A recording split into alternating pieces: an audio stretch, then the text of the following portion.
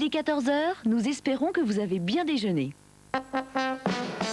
Bonsoir, en différé du théâtre Comédie 7 rue Pierre Demours, Paris 17e, c'est le remix de la grosse émission présentée par Raphaël Mesrahi, avec comme invités Jacques Martin, Antoine Decaune, Henri Chapier, Dick Rivers et Nelson Montfort, ainsi que les Robins des Bois.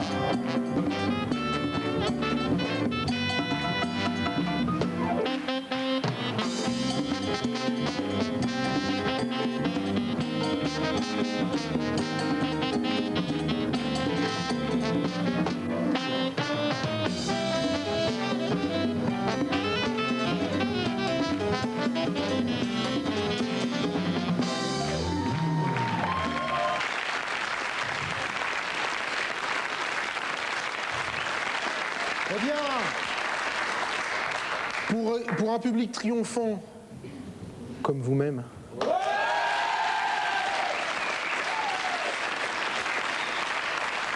je vous dois bien une surprise de dernière minute. Ah ouais? À savoir la compilation de toute la semaine. Alors vous allez pouvoir voir ou revoir les meilleurs moments de Jacques Martin, Antoine Decaune, Henri Chapier, Dick Rivers et Nelson Montfort. Voilà, et bonne émission.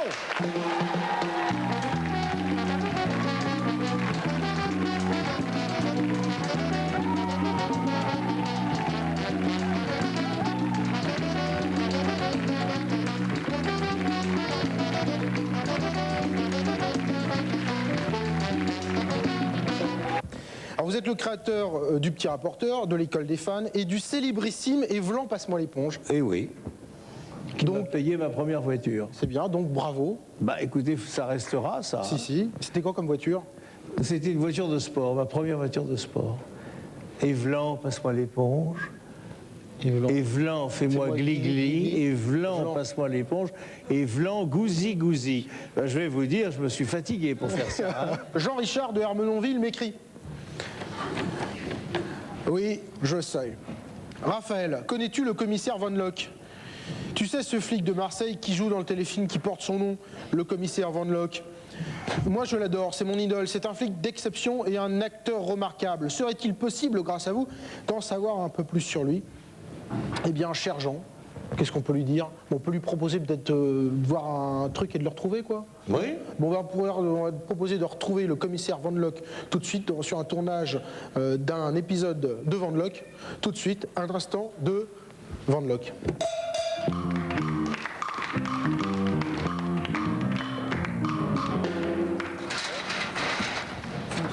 Bon, tout le monde est là?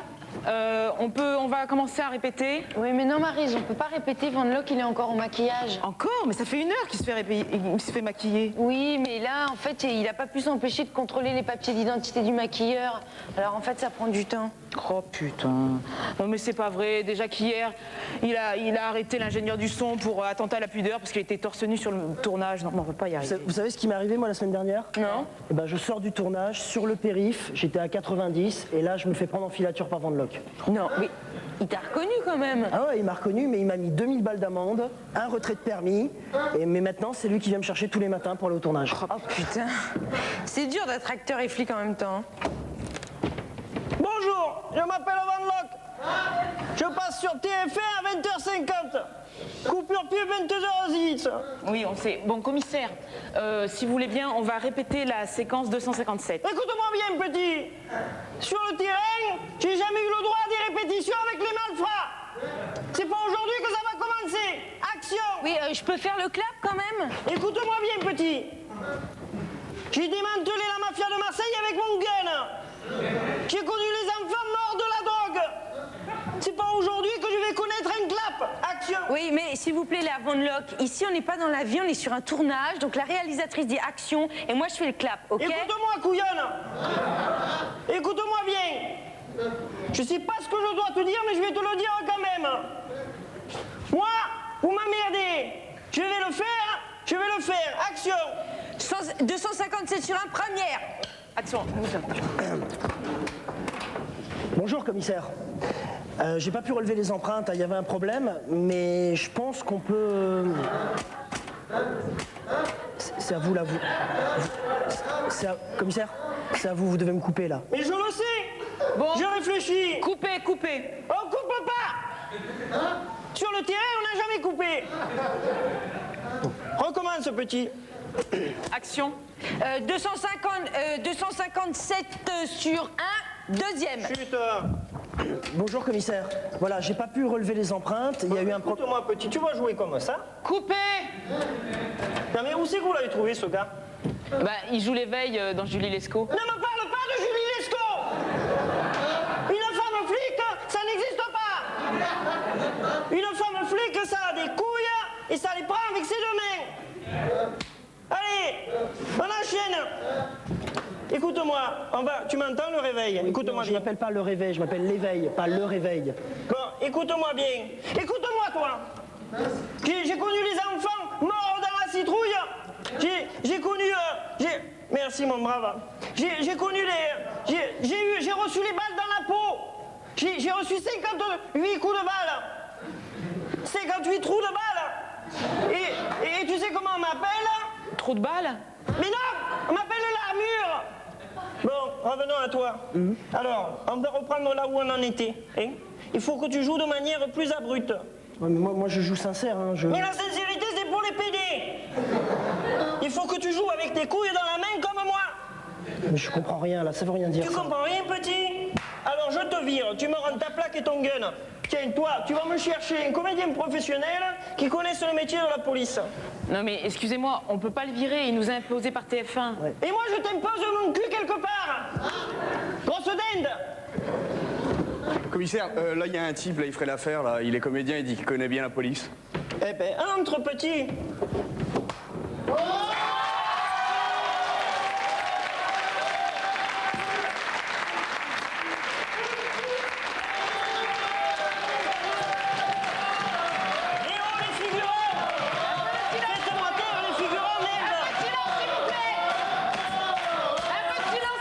Écoutez-moi bien, vous êtes figurant, vous êtes payé. Ce que vous êtes payé, mais c'est comme ça.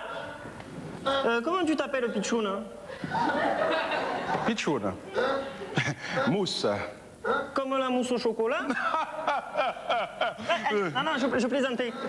Bon, alors, il paraît que tu fais un flic déjà, t'as déjà fait ça? Ouais, je suis l'inspecteur Ngouma dans la série Julie Lescaut. Ne me parle pas de Julie Lescaut! Une femme flic, c'est pas mal. Julie Lescaut, c'est super bien. Je connais une séquence, j'ai bien aimé. Bah, et toi, tu t'appelles comment? Tu sais pas comment je m'appelle, petit? Vous m'appelez petit, il va falloir grandir déjà. D'accord. J'ai le vertige, là, on va redescendre. Merci. C'est mieux comme ça en bas? Oui, très bien. Bon, alors écoute-moi maintenant. On va faire la séquence 121. Et non, la séquence 121, on l'a tournée hier. Toi, ta gueule! On va faire la séquence 121. Tu es un ripou, je te soupçonne, je t'interroge et je te passe à tabac. Ça, c'est marrant, hein? Non, c'est pas marrant. Il faut que tu aies peur, hein? D'accord? C'est pas drôle du tout. Action! 121 sur un, première. Action. Écoute-moi bien, l'éveil.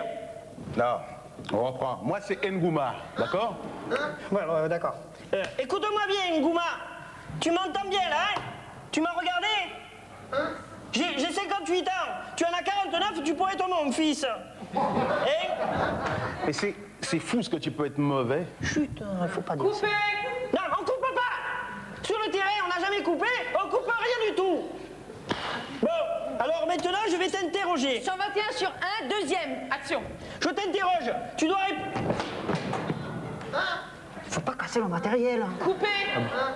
Écoute-moi bien, mon grand. 121 sur un, troisième. Oh, mais ferme ta gueule. Action. Écoute-moi bien. Tu m'entends? Tu es un ripou. Je te soupçonne. Alors réponds. Aïe, aïe, aïe, aïe. Mais qu'est-ce qui s'est passé là? Bah, il se passe que t'étais pas assez rapide, alors faut que je te montre. Bon, écoutez-moi. Bon, mais coupez, merde. C'est une fiction. On coupe quand il y a un accident. Connasse. Bon. Alors maintenant, tu vas te laisser faire, Gary, hein? C'est moi qui joue le héros, là, hein? Alors, je t'attrape et je t'explose, là. Oh, ça c'est mes couilles, d'accord? Bon. Allez, qu'est-ce qu'il y a? Mes lunettes, qu'est-ce qui s'est passé? Bon, maintenant c'est terminé, c'est moi qui écris le scénario. Donc maintenant on va faire cette scène là où tu joues le rôle de ma femme là. Tu sais, cette scène où je suis totalement épris de toi. Mes lunettes, elles sont là, mes lunettes. Hé, qu'est-ce qu'il y a? Hé, qu'est-ce qu'il fait là? Comment tu t'appelles? Ah, rideau, viens, rideau. Bon, alors on peut vous voir sur F2 Oui. le dimanche. Oui, F2. Ouais. Et on peut aussi vous voir sur Comédie. Sur Comédie. Et et dans je le suis content. petit rapporteur. Ah oui, c'est vrai. Eh oui. Tous les jours. Ça m'a fait très plaisir que vous me demandiez, vous les jeunes, à moi, vieux con. C'est faux, vous non, faites non. du mal, Jacques. Non, non. Ça m'a fait très plaisir qu'on ressorte cette série qui a été le meilleur souvenir de ma carrière télévisuelle, avec une équipe en béton, vous l'avez dit tout à l'heure, et une époque où la télé se foutait complètement des sondages. Nous n'avions pas la publicité comme surveillante générale. On avait le droit, pardon, de parler de tout. Il n'y avait pas de tabou à l'époque. On n'a jamais été censuré. On se faisait virer. La première émission que j'ai faite avec Jean-Yann, qui s'appelait 1 égale 3, on s'est fait virer à la 3e. Pourquoi? Parce qu'on faisait des choses contre le ministre de l'Intérieur, je crois. Ouais. Et on est parti, mais on n'en faisait pas un drame. Mais autrement, j'ai jamais été censuré. Mais quel bon souvenir je garde. Et dans le petit rapporteur, une petite anecdote peut-être? Dans le petit rapporteur, pour vous dire le climat de l'époque, à la fin de l'émission, quand on avait fini de tourner, je louais dans un studio de cinéma un quart de flic, je louais 8 uniformes, on s'habillait et on allait chez Maxime, entre autres, en uniforme, vérifier les cartes d'identité. Et on jouait à rire comme des imbéciles, on a fait des tas de trucs comme ça, on a paralysé avec des barrières les Champs-Élysées, on a inventé le premier péage interne à Paris. On faisait ça et on mettait autant de rigolades de cœur à s'amuser qu'à faire l'émission. Il n'y a pas les mêmes tabous qu'aujourd'hui. Non. Ouais. Maintenant, c'est devenu plus méchant. Ouais, c'est un peu plus compliqué aussi. Oh, je sais pas. Aussi parce que vous voulez faire des gags dans la rue, on vous arrête pour un oui, pour un non, vos papiers, vous n'avez pas le droit, vous demandez des autorisations à tout le monde, peut-être que c'était plus facile à l'époque. C'est vrai qu'à mon époque, on rentrait à l'Élysée comme on voulait. On y est rentré en sidecar avec Collaro, ils nous ont rendu les honneurs. Ouais. On est rentré 2-3 fois dans les cuisines, on est rentré 15 fois à la Chambre des députés. On a fait des choses, mais la télé balbutiait dans ce genre de trucs et les gens ne savaient pas comment lutter contre le petit rapporteur. Après, ils se sont essayés d'entrer maintenant. Vous verrez que vous serez barré et c'est surveillé de partout. Attention, on vous guette. Oh, Cassius! Ah oui. Ah oui. Le Cassius, parce que figurez-vous, vous savez que vous avez pas mal de sélections. Et cet homme-là a voulu venir chanter il y a 19 ans. Oui. Il n'a pas pu. Donc là, comme vous êtes là, il s'est dit, bah tiens, je vais y chanter la chanson. C'était qui? Pierre Bachelet, Les Corons. Ah, c'est ma préférée. Au nord, il y a les corons. La mer, c'était l'horizon. Les hommes des mineurs de fond. Ouais. Mais non. Je me souviens plus les paroles. C'est pas grave, Cassius, on va vous applaudir quand même parce que tu as bien chanté.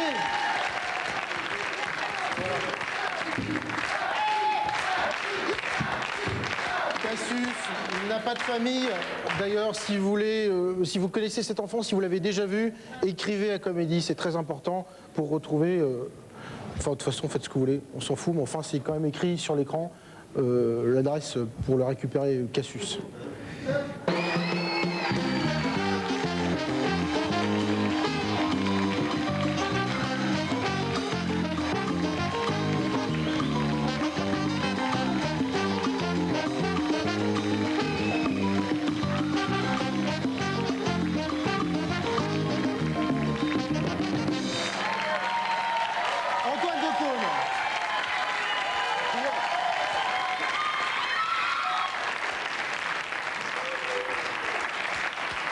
C'est un triomphe. C'est un triomphe. Alors Mylène de Paris m'écrit: Raphaël, j'ai 52 ans, je suis célibataire depuis 52 ans. Je suis sans emploi depuis toujours. Je n'ai pas de famille et encore moins d'amis. Je n'ai pas d'argent et je suis atteint d'une maladie, comment dire, mortelle. D'ailleurs, je crois que je suis décédé il y a quelques jours. Mais ce n'est pas tout. Je suis aussi très grosse et très laide. Dans ma situation, pensez-vous que ça sert à quelque chose d'avoir recours à la chirurgie esthétique? Alors Mylène, il n'est pas vraiment aisé de se prononcer. Peut-être pourrais-tu tourner vers la religion pour te changer les idées, je ne sais pas, mais enfin ça peut être une solution en tout cas. En attendant, je te propose un instantané de chirurgie esthétique.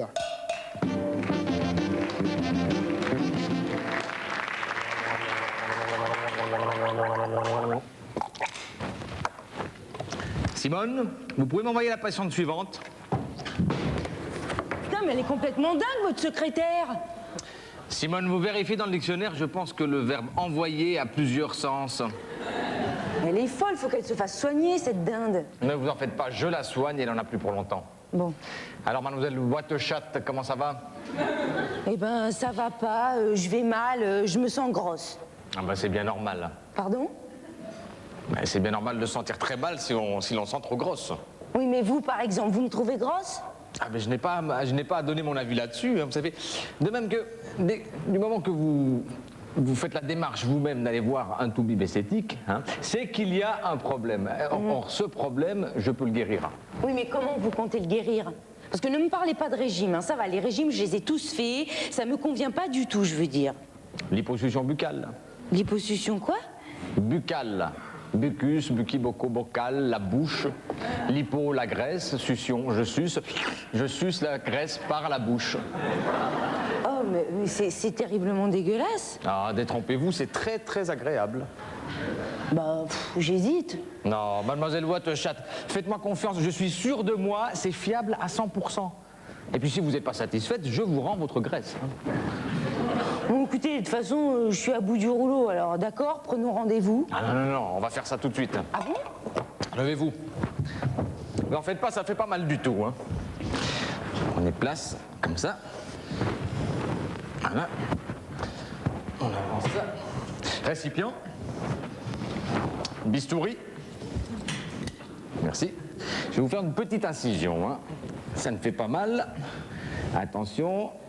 Ah, c'est fini, c'est fini, c'est fini, c'est fini.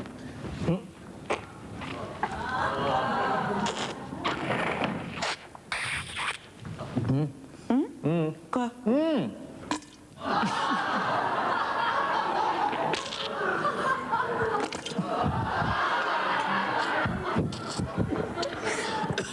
Ça va? Il a bu la tasse. Ah, ça me chatouille. Ne faites pas rire, on va jamais y arriver. Pardon.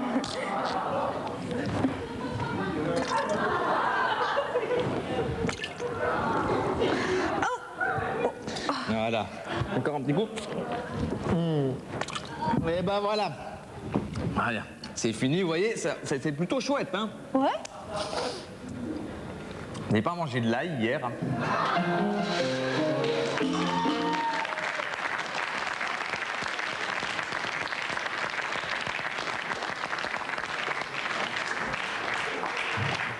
C'est bon maman, tu peux allumer la télé, ils se pareil. Parce qu'après ma mère elle critique, elle dit oh, quand même les Robins, c'est un peu de temps en temps ils ont vomi tout ça.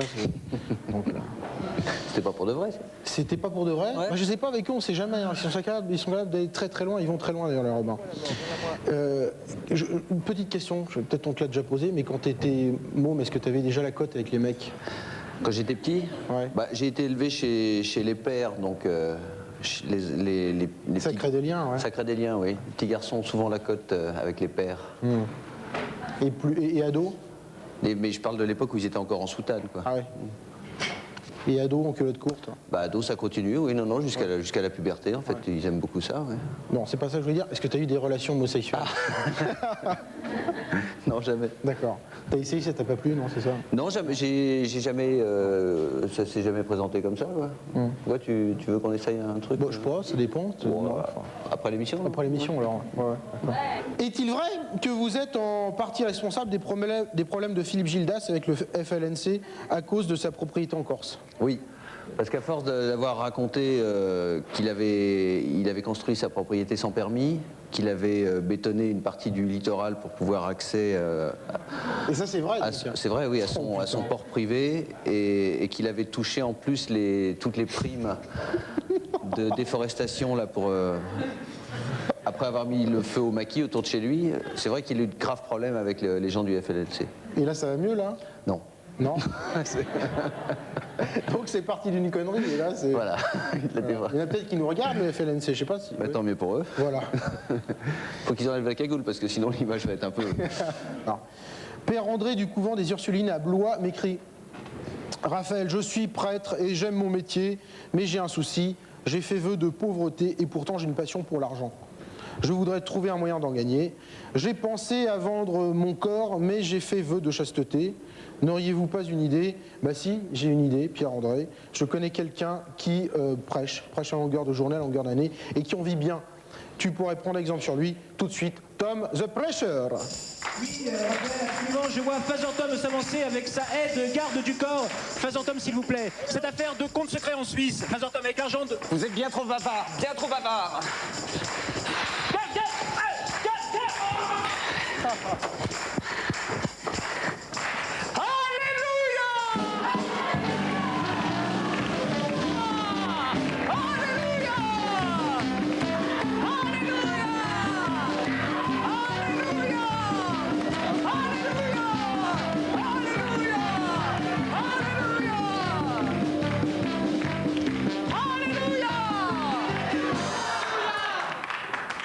Mes frères, mes sœurs, mais pousse-toi, toi. Mes frères, mes sœurs, je voudrais vous faire part de mon désarroi. Lors de tous mes meetings, je suis systématiquement agressé. Hier, c'était une femme avec un couteau, avant-hier, c'était un homme avec un fusil. Et demain, que sera fait de demain?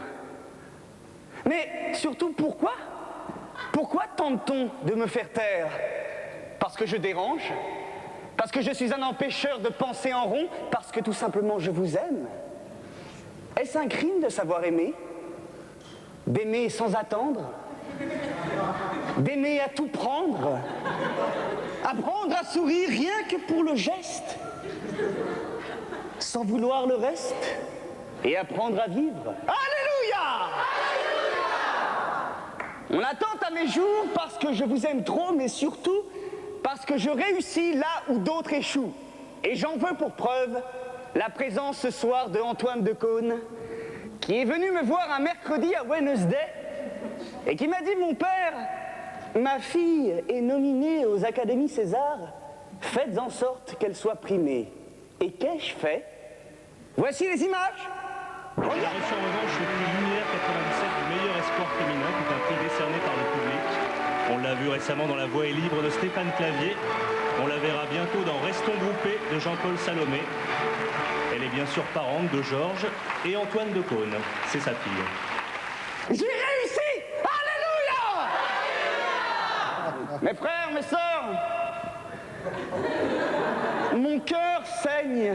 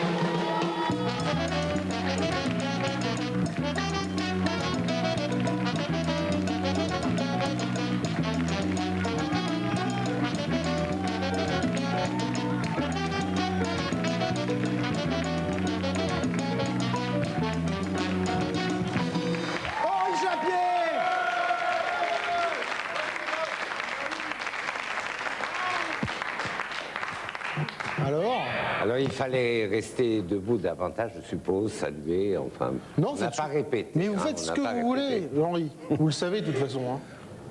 Vous allez pousser une gueulante dans combien de temps à peu près? En minutes? Je sais dans pas, 3, on va 10 voir. ou 7? On va voir, ça dépend des questions. Vous poussez souvent des gueulantes. Hein. Oui, ça m'arrive. Bon, oui, merci Henri. Alors, Voilà, il y a Eros de Ramatuel qui m'écrit. Elle a raison. Ah oui. Qu'est-ce qu'elle dit, Eros? C'est un fax, je crois. Je sais pas bien. Raphaël, pardon de te harceler, c'est encore moi. Oh non, c'est pas toi. Eros, c'est moi Eros, mais je voulais vous remercier. Grâce à vous, j'ai appris à être érotique au restaurant, mais aussi en repassant mon linge. Ah, d'accord, ok, je vois ce que j'ai. Dès que je sors avec une fille et qu'elle me laisse faire tout ce que j'espère faire avec une fille, je vous écris pour vous remercier. C'est promis. En attendant, ma mère est hospitalisée et je dois lui rendre visite demain. C'est pourquoi je voudrais apprendre à être érotique en salle d'attente. Mais Eros, pour toi, un instantané d'érotisme. Le bon goût de la France, leçon numéro 1000. Être érotique en toutes circonstances, voilà qui n'est pas aisé. Aujourd'hui, apprenons ensemble à être érotique en salle d'attente avec Michette et François.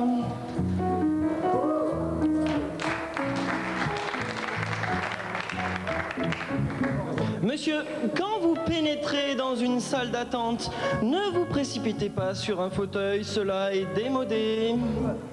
Adossez-vous contre un mur en une position alléchante. Que cette pose est sensuelle. Caressez-vous le dos contre le mur. Voilà. Ondulez contre la paroi, comme ceci. Cette ondulance miroite de promesses. Vous êtes une anguille. Avancez à présent vers un siège. Vous avez le port altier et conquérant. Votre partenaire en frémit. N'oubliez pas de sourire à votre futur fauteuil. Lui aussi a droit d'être séduit. Bien. Avant de vous asseoir, faites rebondir votre fessier vers l'arrière.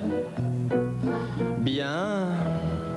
Frottez-vous les fesses à présent, avec les mains, de bas en haut. Vous signifiez par ce geste que vos fesses sont bien les vôtres. Laissez-vous aller dans votre siège à présent. Lâchez vos muscles, comme ceci. Vous êtes nonchalant et monopole. Quelle aubaine que ce corps si souple. Reniflez maintenant votre voisin. Cela excitera vos naseaux en vous conférant une allure bovine tout à fait bacchanalesque. Allez, il est temps de montrer à votre partenaire que vous savez lire en vous saisissant d'un périodique illustré. Bandez votre corps. Léchez votre doigt et compulsez le journal. Passez le périodique entre vos fesses. Croquez à présent la plante verte.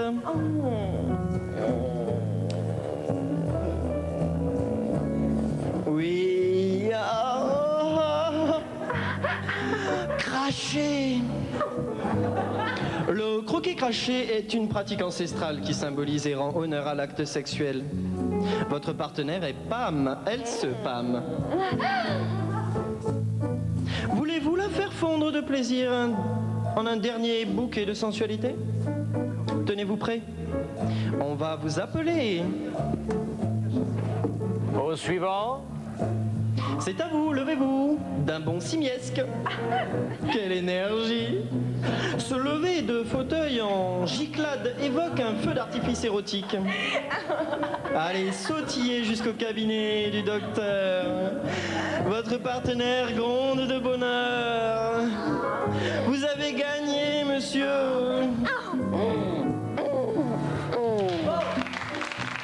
La leçon numéro 1000 est à présent terminée. La prochaine fois, nous apprendrons ensemble à être érotique en posant du papier peint avec Jeannette et Michon. Le bon goût de la France vous dit au revoir.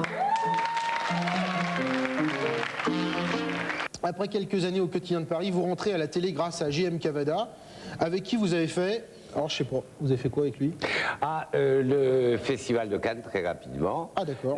C'était 1 mois et demi avant. Et bon, ce qui était drôle, c'est que j'avais pas l'habitude de la télé du tout. Et comme je suis myope, moi, je ne pouvais pas me servir du prompteur. Or, il m'avait engagé en me disant, écoute, il faut que tu fasses les papiers bien écrits, virulents. Je dis, bon, écoute, si je casse tout comme ça, non seulement je serai viré, mais il y aura des problèmes avec la chaîne, puisque les chaînes ont besoin du cinéma, et si on se met à taper trop fort sous les films, eh bien, on ne peut plus acheter de films. Donc, j'ai fait autrement. Voilà. Les mots, parfois, ne suffisent pas. Salut. Alors là... Mais ça arrive. Mais je suis myope, je vois pas. Voilà, je sais pas ce que ça veut dire. Alors, ravissante, ton dessin est très contemporain. Il m'est donc tout naturel de te convier au vernissage d'une exposition. Tout de suite, pour toi, un instantané d'art contemporain avec Henri Chapier.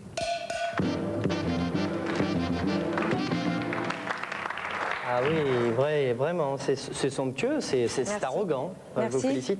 Est-ce que je pourrais vous poser des questions, s'il vous plaît? Juste 2 questions, maître, pour France 3, Île-de-France, Paris, Midi-Pyrénées-Aquitaine. Alors, voici ma première question. Nous sommes devant donc l'œuvre maîtresse de votre exposition. Comment l'avez-vous appelée? Téléphone sur feuille de salade. Tout simplement. Et qu'est-ce qui vous l'a inspiré? Oh, bah, c'est simple, c'est venu un matin, vers 17h, j'étais chez moi, j'ai reçu un coup de fil alors que j'allais manger une feuille de salade et j'ai dû faire un choix, soit je mangeais la feuille de salade, soit je répondais au téléphone. En fait, ça m'a mis face à une contradiction. Suis-je d'abord un être qui mange ou un être qui communique? Et qu'en avez-vous conclu? Rien. Si j'avais les réponses aux questions que je me pose, je serais ministre, pas artiste.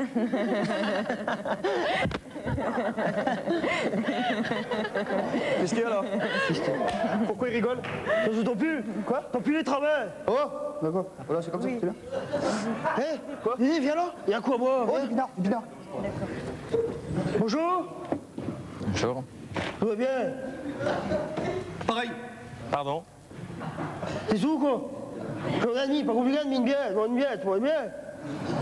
Bon les gars, les Parisiens ils connaissent que le champagne, ils connaissent pas la bière. Hein. Faut sortir mon gars. Mon gars. Ah non, je crois que je ne pourrais pas vous offrir de bière, par contre je peux vous offrir un petit verre de vin. D'accord, enfin c'est bien. C'est combien? Pardon? T'es sous, comment ça coûte? Faut que je mets ça, tu dois tes horaires? Combien ça coûte l'argent? Ah non, non, mais rien du tout, c'est offert.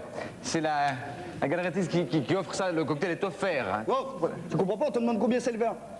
Ah non, non, mais c'est gratuit. C'est gratuit? Ça là?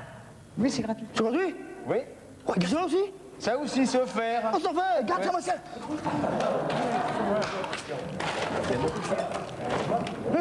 Allez, Marcel. Viens, on se promène, on fait comme les autres. Excusez-moi, mais est-ce que vous êtes farouchement contre la téléphonie? Oui. Alors, c'est pas toi qu'on pose la question là? Non, je crois pas, j'ai pas l'impression. En tout cas, non, ce que je veux simplement signifier par cette œuvre, c'est que si l'on prend pas garde, il est tout à fait possible que la communication et ces middles, comme le téléphone, puissent prendre un ascendant tout à fait érotisant sur la nature de l'homme. Sur la nature de l'homme. Vous êtes sûr? Moi, je ne sais pas. Si vous voulez voir mon monochrome, voilà, je l'ai fait en 1972. La taille galerie. Allez, tu peux droit. Bon, moi? Alors? Y'a personne, hein? Non, c'est une blague! La blague! Eh, Marcel. J'ai la pièce qui pousse. Quoi? Ah, il pissait avec ma bite. T'as voilà, les toilettes! Les toilettes là, les toilettes! Ah, il y a une chatte là. Oui. Oh la vache! Excusez-moi, mais il faut pas toucher, hein. Bah, comment j'ouvre la porte si je peux pas la toucher, là? Hein? Marcel, je suis pas magicien, moi! Il peut Excusez-moi. Oh, c'est quoi cette affaire? Marseille, ils ont viré les chiottes! Non! Oh, les cons, Marseille, ils ont viré les chiottes! Ils sont où les chiottes? Non, mais monsieur, excusez-moi, non, mais pardon, mais cet homme a raison. Il dit, est-ce qu'on est con? Est-ce que l'art est con? Et est-ce que, ou plus exactement, est-ce que l'artiste, pour être artiste, a besoin d'être con? Je crois que oui. Alors il y a beaucoup d'artistes ici. Hein. Oh non, putain, c'est la toile blanche. Bah non, elle peut Oh, mais merde, c'est un monochrome, vous savez combien de temps ça prend pour faire ça? Moi du grosset, mais tirer moi. Nettoyer tout ça. Non, allez, rendez-moi ça, putain, vous rendez pas. Arrêtez. Écoutez, messieurs, je crois qu'il vaut mieux pour tout le monde que vous partiez. Non, tu dis pas ce que j'en fais, moi. T'as raison, Marcel, te laisse pas faire pour la gouine. Non, on est pas rien. On vous a pas insulté, alors vous nous insultez pas, ok? Et quand bien même, elle a le droit d'être gouine.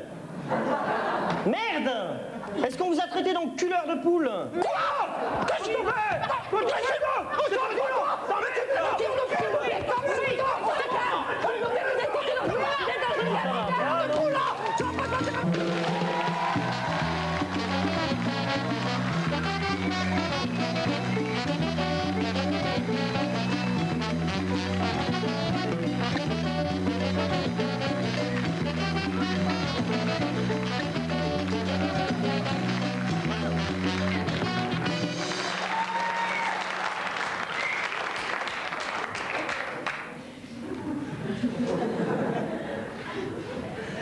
On s'assoit? Je sais pas. Non, on va rester debout. Bon, d'accord. Voilà. Marie-Armelle de Saint-Étienne m'écrit: Cher Raphaël, j'ai 7 ans, mais ça me pose des problèmes. Ça ne me pose pas de problème. Par contre, j'habite en province, ce qui n'est pas très pratique pour visiter le Louvre, et cela chagrine mon cœur velu. Marie-Armelle, mon chou, tout de suite pour toi, un instantané de visite du musée du Louvre. Voilà.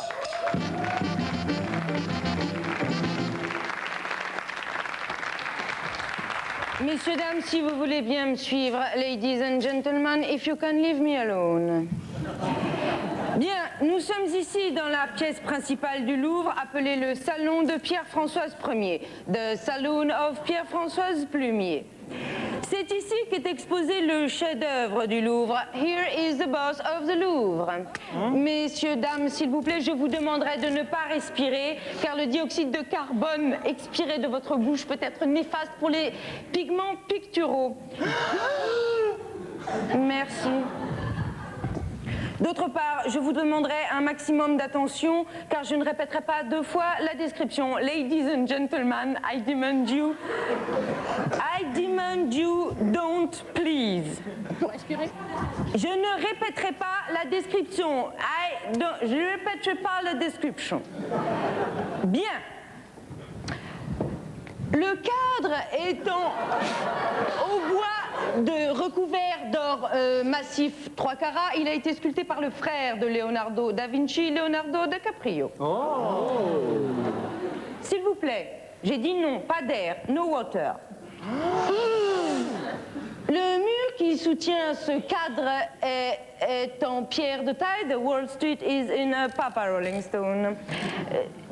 Sachez que derrière ce mur se trouve une façade qui donne sur une rue dans laquelle vous pourrez compter bon nombre de piétons, ainsi que divers véhicules.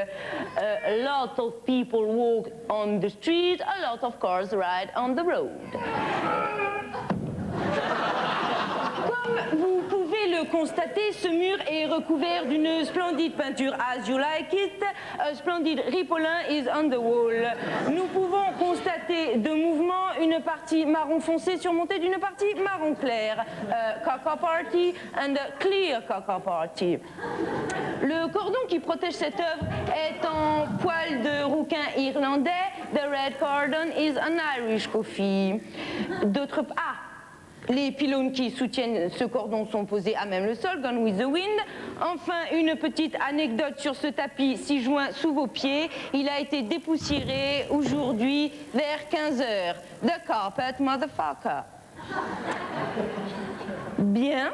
Je crois que la visite est terminée. The visit is throughout. Je vous demanderai de sortir par la porte dite de sortie. Merci, au revoir, take a ride on the side. C'est quoi ça? Ça? C'est une pute. Ça va, Dick? Ça va. Ouais. Moi aussi. Alors, autrement? Ça va. Ouais. Par exemple, je vais par exemple, tu as connu plein de gens, toi? Ouais. Ouais. Tu peux en parler? Si tu veux. D'accord, je reviens. Vas-y, parle-en. Tu fais comme si j'étais là. Bah, tu veux que je te parle de qui? Bah de, je sais pas, Elvis Presley quand tu l'as rencontré. Sérieux? Ouais, sérieux, ouais. Alors, tu veux que je me mette là? Non, tu me regardes comme si j'étais là, je reviens. Voilà. Bon, alors, en 1966, j'ai été faire une émission de télévision qui s'appelait Shindig à Los Angeles. Et puis, grâce au fan club d'Elvis Presley belge, oui, c'est pas une blague belge, j'avais été autorisé à venir le voir tourner sur un film, Cucu la praline, qui tournait pour la MGM, qui s'appelait Double Trouble. Mais je n'avais pas pu, à cette époque-là, lui parler. Mais l'entourage d'Elvis, Tom Diskin, le colonel Parker, j'ai fait leur connaissance. Et puis en 69, j'ai été invité pour son comeback scénique à l'International Hotel. Et c'est là que j'ai pu le rencontrer. Voilà, et lui parler. C'est fini. Jean-Bernard Dutilleul de Meaux m'écrit. Raphaël, je suis au bout du... Rouleau. Exact. Ma femme est... Enceinte. Non, passionnée de foot. Elle s'habille en short et elle a de gros mollets. Moi, je ne comprends rien à ce sport. Pourriez-vous m'aider afin de me faire éviter le divorce? Eh bien, Jean-Bernard, tout de suite pour toi, quelques notions de foot avec Monsieur Marcadet.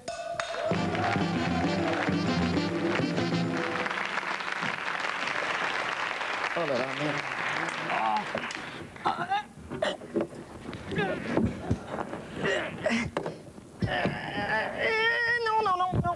Non. Eh merde.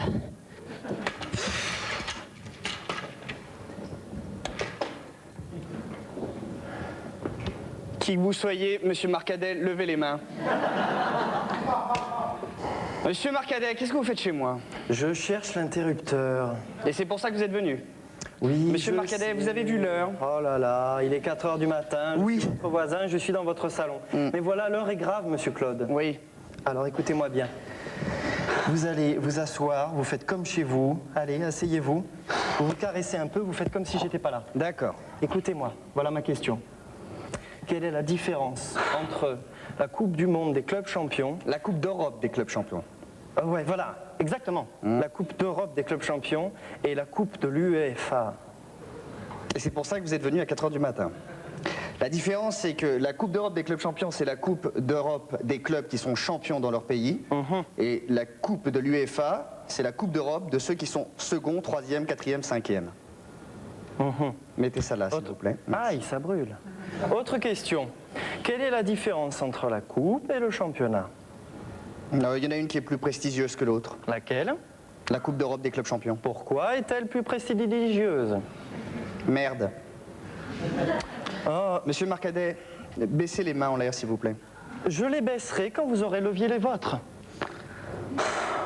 Elle est vraiment devenue laide, celle-là. Hein? Qui ça? N'essayez pas de détourner la conversation, Monsieur Claude. Voici mon autre question. Si je désire m'informer de la Coupe d'Europe, quel journal dois-je me procurer? Plutôt Géo ou plutôt Marie-Claire? Vous foutez de moi, là. Autre question. Qui est Pierre Cantona? Éric Cantona. Non, Pierre Cantona. Éric Cantona, il s'appelle Éric Cantona. Mais moi, je vous demande qui est Pierre Cantona. Vous êtes sourd ou quoi? Je sais pas qui est Pierre Cantona, moi. Ah, vous voyez, vous y connaissez rien en foot. Bon, Monsieur Marcadet, faites-moi plaisir, sortez. Parfait. Et disparaissez de ma vie. Oh non, oh là là. Qu'est-ce qu'il y a encore, Monsieur Marcadet? Je peux pas disparaître de votre vie. Pourquoi? Car si je disparaissais de votre vie, qui viendrait à 4 heures du matin vous poser des questions sur les vrais problèmes de la vie? Ça, je crois que je saurais m'en passer. Au revoir, Monsieur Marcadet. Alors je disparais de votre vie. À demain, Monsieur Claude. Non. Après-demain? Non plus. Au revoir, Monsieur Marcadet.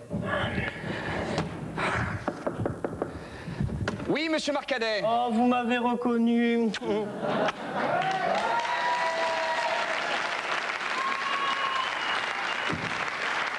Alors, voilà ma dernière question. Oui. Il est plus grand en vrai.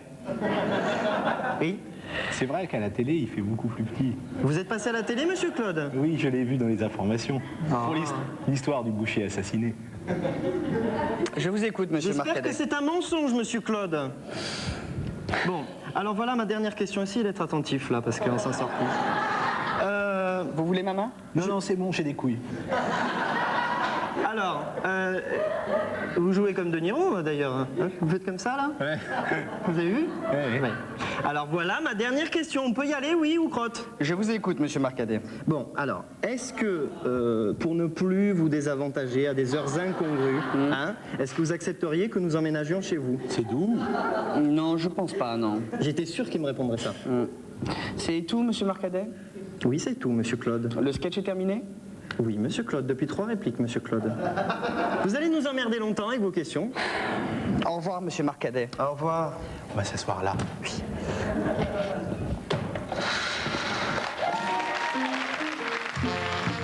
Et enfin, comment s'est passée votre rencontre avec le monstre du cinéma, Robert Mitchum?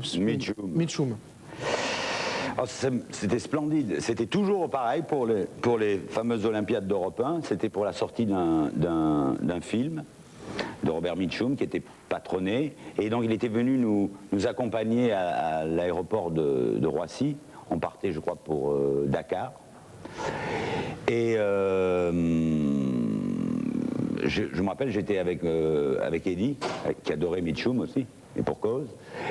Ouais. Mais il parlait mal anglais, Mitchell. Et moi, comme je me démerde pas mal, quoi, je suis bien bilingue. Tu étais l'interprète d'Eddie Mitchell? Non, j'ai commencé à parler à Robert Mitchum, et comme il était bien pochetronné quand même, il m'a fait part de sa passion pour la musique country. Tu sais qu'il a fait des disques, Robert Mitchum. Des disques de mambo, des disques... salsa, non, un peu. Et de country. Et de country, ouais. Et il m'a chanté, enfin il nous a chanté, pour nous, une chanson, comme ça, a cappella, chanson country. Et après on lui a dit au revoir, tout le monde, et puis on a pris l'avion, on est parti à Dakar.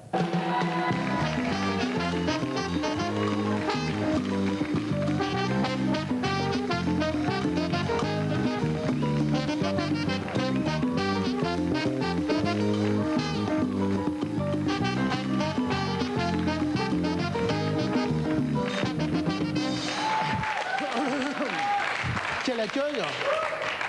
Ouais, it's great to be here. Thank you. The translation, please. C'est très sympa d'être ici, très touché de cet accueil. Ah bah me too. Me too. And me very too. J'ai 49 ans, la taille fine et les cheveux mordorés. J'adore la mode et les vêtements et aussi m'habiller élégamment. Aujourd'hui, par exemple, je porte un short en daim rouge, des escarpins mauves fort talonnés, des barésilles noires et des mitaines oranges. Pour le reste, je suis nu. Ouais. Alors Mireille, tu me parais tout à fait élégante hein, pour une fille, distinguée, voire magnifique. À propos, pourrais-tu m'envoyer une photo de toi? Voilà, ça serait assez sympa. En attendant de tes nouvelles, je te propose un instantané de mode. Marina, est-ce que vous m'entendez? Oui, Raphaël, je vous entends. Je suis en direct du Palais Bourbon avec Jean Pulvé. Jean Pul, merci de m'accorder cette interview. Vous allez présenter votre collection automne, été, hiver, printemps 1998-1998. Alors, comment on se sent juste avant de présenter ces modèles au tout Paris? Tendu. Comme une arbalète? Oui. Alors, quelles sont les tendances de cette nouvelle collection? Plutôt néo-réaliste, plutôt classico-classiciste ou carrément, franchement, post-mortem? Ça commence, on s'installe. Oh, c'est Franck, c'est votre mannequin fétiche. Il présente toutes vos collections. Ce premier modèle s'appelle Tenue du soir. Il est composé d'un costume strict en popeline de coton de soie de laine, agrémenté d'un nœud papillon. Si vous deviez définir ce modèle en un mot, Jean Pul. Nœud papillon. Merci. Franck porte à présent un costume clair, sobre et chic, relevé d'un simple foulard. Cette deuxième tenue s'appelle tenue d'un soir. Qu'est-ce qui la différencie selon vous de la tenue précédente? Écoutez, je crois qu'elles n'ont rien à voir. Le premier modèle, tenue de soir, se porte plutôt le soir, alors que j'aurais tendance à penser que la seconde se porte plutôt un soir. C'est pas du tout la même chose. D'ailleurs, c'est pour ça que je l'ai appelée tenue d'un soir. Oh, magnifique, somptueux. Franck porte à présent un costume clair tirant sur le beige, agrémenté d'une chemise claire de couleur blanc-jaune. Ce modèle s'appelle Sportswear décontracté. Alors, Jean-Paul, comment faut-il le porter pour le mettre en valeur? Eh bien, avec décontraction, décontractement, je dirais. Oh, magnifique, ce double boucle piqué, c'est magnifique. Merci, Franck. Oh, c'est le clou de la soirée, magnifique, somptueux, la mariée, elle est splendide. Merci, Jean-Paul, c'est un véritable voyage au pays du tissu auquel vous nous avez confié. Je vous laisse rejoindre votre mannequin fétiche. Merci beaucoup et bravo. Je vous remercie à tous de nous avoir suivis. Demain, nous serons avec Hervé de Charette qui nous présentera sa ligne de costumes de bain pour la baignade qu'il co-signe avec Arlette Chabot. Au revoir et merci. Vous m'avez dit tout à l'heure, il y a un peu de trucage quand même, peut-être. Hein. On peut parler un petit peu entre nous. Oui, là, on est entre nous, personne ne nous regarde. Disons que éteignez la télé, c'est hyper important ce que va dire Nelson. Non, la compétition de danse notamment a donné lieu à pas mal de jeux de cartes, d'aller-retour, etc., qui ne m'ont pas beaucoup plu et qui effectivement ont montré que malheureusement les magouilles et les gratouilles, puisqu'il faut bien les appeler comme ça, étaient présentes même sur la scène olympique. Les trois catégories de couples, de dames et de garçons, où il y a des sauts, où il peut y avoir des chutes, ça va. Mais dès que il y a la danse où il n'y a pas de chute, où le jugement humain compte pour énormément, ça ne va pas. Mais c'est-à-dire, qu'est-ce qui ne va pas? Il y a des gens qui ont truqué, peut-être, non? Oui, il y a des... Oui, si vous voulez, je vais vous faire une confidence. Moi, le classement de la danse m'a été donné 5 jours avant que l'épreuve ne commence. Ah, c'est grave, non seulement le classement m'a été donné les 5 premiers, et c'est effectivement les 5 premiers étaient dans cet ordre, et les 11 premiers, Raphaël, les 11 premiers de la danse, du premier jusqu'au dernier jour, n'ont pas bougé. C'est-à-dire que les classements étaient restés exactement le même, du premier jusqu'au dernier jour, etc. Alors après ça, qu'on ne vienne pas me dire que la vérité sportive est seule en cause. Il y a malheureusement des jugements qui sont politiques, et malheureusement, on a vu ça. Est-ce que les danseurs le savaient, ça? Il y a une chose qui est un petit peu choquante là-dedans, c'est que les danseurs sont souvent très jeunes et sont souvent même très innocents. Manipulés. Par rapport, voilà, et sans le savoir, par rapport, je dirais, aux juges dont la moyenne d'âge est nettement supérieure à celle des patineurs. C'est vrai que c'est d'autant plus choquant, malheureusement. Oui. Et la 3e place de Candeloro? Et c'est effectivement les 5 premiers étaient dans cet ordre. Et les 11 premiers, Raphaël, les 11 premiers de la danse, du premier jusqu'au dernier jour, n'ont pas bougé. C'est-à-dire que les classements étaient restés exactement le même, du premier jusqu'au dernier jour, etc. Alors après ça, qu'on ne vienne pas me dire que la vérité sportive est seule en cause. Il y a malheureusement des jugements qui sont politiques. Jacqueline Alain de Montreux en Genève, qui m'écrit: Raphaël, je t'écris car je suis dans une situation inextricable. J'ai le choix entre m'abonner à Télé 8 jours, 6 mois pour 137 francs, ou à Télé XY, 4 mois pour 117 francs. Je suis au bord du gouffre et du mur, que faire? Jacqueline, tu devrais dans un premier temps consulter, je pense, un conseiller en programme télé. En attendant, je te propose un instantané, mais uniquement pour toi, Jacqueline, un instantané de vie quotidienne. Voilà.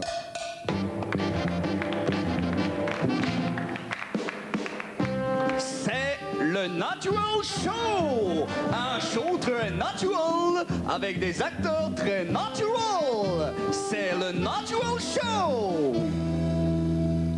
Aujourd'hui, Jean-Paul va rencontrer un problème d'ordre extra-quotidien.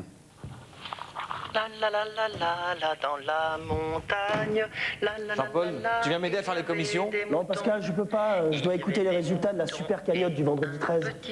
Jean-Paul, je ne suis pas sourd. Regarde-moi. Tu n'écoutes pas le loto, tu écoutes une chanson, alors tu n'as pas envie de venir m'aider? Dis-le avec tes couilles! Pascal, c'est le natural show, tu joues naturel. Oui, comment? Alors si tu n'as pas envie de m'aider, tu le dis avec tes couilles. Mais non! Et le chien, et les moutons faisaient peur. Et voilà, mes amis, le moment tant attendu est arrivé. Mesdames et messieurs, voici les 6 chiffres qu'il faut avoir pour gagner la super première cagnotte du vendredi 13. Salut Jean-Paul. Non. Le 23. Ça va Jean-Paul. Salut Jean-Paul. Non, chut. Le 24. Chut, merde. Le 59. Salut les garçons. Mais merde, rentrez chez vous, merde. Le 42. Jean-Paul, ici on est chez nous, je te figure. Mais qu'est-ce qu'il fait? Le 0. Mais j'y comprends rien. J'ai jamais vu ça de ma vie. Il écoute des chiffres. Et le dernier chiffre, suspense, attention, le 439. 139. Mais merde, vous êtes lourd. J'ai failli rater tous les numéros. Bon, maintenant, faut que je compare avec ma liste. Nom de Dieu, où elle est? Ah, elle est là. Si je gagne, j'arrête de travailler. Mais enfin, Jean-Paul, tu es au chômage. Ouais, mais je veux dire, quand j'aurai dû trouver du travail, j'arrêterai, je veux dire, voilà. Et si on changeait de position? Ah ouais. Bon, allez, je commence. Le 23... Oh, moi, les gens qui jouent, ça me déprime. Je préfère tricoter. Oh, Élise, s'il te plaît, tu tricoteras quand t'auras 50 ans, d'accord? Elle a 50 ans. J'ai gagné, j'ai tous les chiffres. Arrête Jean-Paul, tu te fais du mal, tu te dolorises. Mais non, j'ai gagné, j'ai tous les chiffres. Oh, very funny, very funny. Mais regardez vous-même, bon sang. Allez, passe-moi ça. Alors, le 24, le 24, le 23, le 23, le 42, le... Bon sang, il a gagné là tous les chiffres. Mais ouais, mais merde, mais regardez, je chiale, je pleure des larmes. Non, il a pas gagné la grosse cagnotte. Si, 600 millions de francs. C'est beaucoup, je m'en rends pas compte. Mais bon sang, Élise, avec 600 millions, tu peux t'acheter la Tour Eiffel. La Tour Eiffel est à vendre? Waouh. Je vais ouvrir la porte et je vais rentrer. Oh, Pascal! Salut.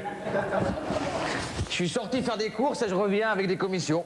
Eh ben Jean-Paul, il joue au loto et il gagne. Non, c'est pas vrai. Je sais pas vous extrapoler. Si, Pascal. Pascal, attends, excuse-moi, on ne voit pas là. Pardon. Pascal, rends-moi vite mon ticket que tu m'as validé. Hier, c'était validé. Pascal, je t'ai donné 14 francs, tu as été au tabac exprès. C'est vrai? Mais je me souviens plus où je l'ai mis. Je vais le tuer. Laissez-le moi, je veux le faire. Non, attends, Jean-Paul, on va le retrouver. Jean-Paul, rien ne sert de courir. Tu as regardé dans tes poches? Non. Et dans tes chaussettes? Oh. Mais quoi, enfin? C'est possible, sa poche est trouée, le papier, validé, il tombe, il se faufile et il tombe dans la chaussette. Mais peste, nom de Dieu, arrête de dire que j'ai la poche trouée devant mes amis. Je n'ai pas la poche trouée. Je te demande pardon, Jean-Paul. Je vais traverser le plateau d'une manière hâtive. Dis donc, Jean-Paul, tu as regardé dans tes mains? Non. Oh. Et dans ta bouche? Non. Ah, c'est dégueulasse, il y a plein de dents. Ah, ça y est, je m'en souviens. Ce ticket, je l'ai jeté pensant qu'il était perdant. Mais non.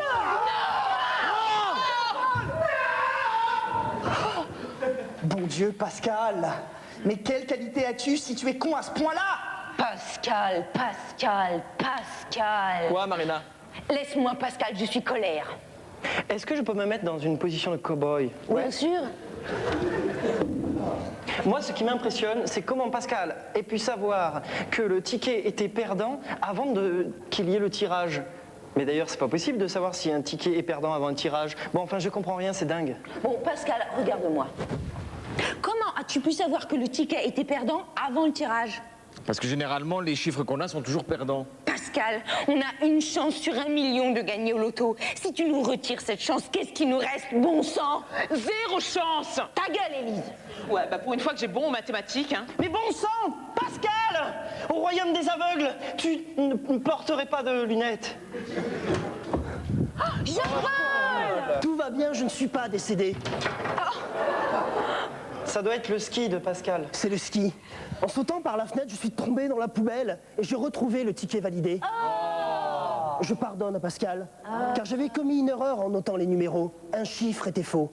Alors, j'ai décidé de brûler le ticket pour oublier ce mauvais moment. Attention, je vais dire une réplique. Jean-Paul, tu es fou? Avec 5 bons numéros, tu gagnes au moins 5 millions. Quoi? Et puis non. L'important dans la vie, ça n'est pas l'argent, c'est l'amitié. Jean-Paul, t'es vraiment trop con. Marina, Maurice. Moralité, quand un ami joue au loto et qu'il a 5 bons numéros sur les 6 et qu'il jette le ticket de loto parce qu'il pense que les 5 bons numéros sur les 6, il ne sait pas que ça rapporte gros, alors cet ami est vraiment un gros con. Merci les Rumbanana, merci les Robin des Bois, merci Nelson Montfort d'avoir été notre invité. Et quant à nous, on se retrouve incessamment sous peu, très bientôt sur Comédie. Téléphonez si vous voulez assister à l'émission. L'adresse est 7 rue Pierre Demour. Le téléphone va bientôt apparaître. Merci à vous les Robin des Bois. Le téléphone 01 45 74 14 15. Et Marina et Jean-Paul. Et voilà, tout le monde est là. Ils sont là, hein, on vous dit bien. Et ça passe, il y a là. Des millions comme ah, c'est bien. Comédie, enfin une télé qui déconne.